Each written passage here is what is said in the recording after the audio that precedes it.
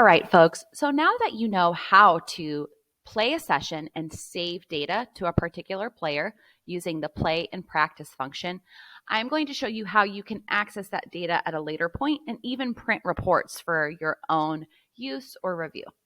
So to begin, I'm going to select this tab in the center here, My Players, and that will bring me to a full list of players, anybody who's been set up within your facility.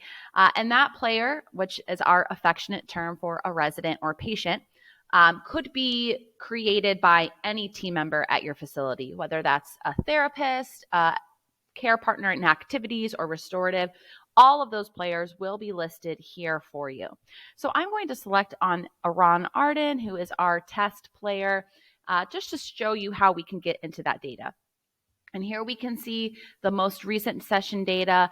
It's going to give us a nice breakdown of those activities. And also as I scroll down, you'll see we have some activity progress graphs that we're able to zoom in and look at. Again, this was a demo account. This is not real patient data. Yours would look different and hopefully not be so sporadic. But as you can see, I have different measurements for the skills that we were targeting in the sessions that we worked on. So if I were to click into standing endurance, I can see here the data plotted over time. We have the standing duration, cognitive assistance, physical assistance, and resistance all charted here, as you can see. We can also scroll down and look at each of those sessions in particular.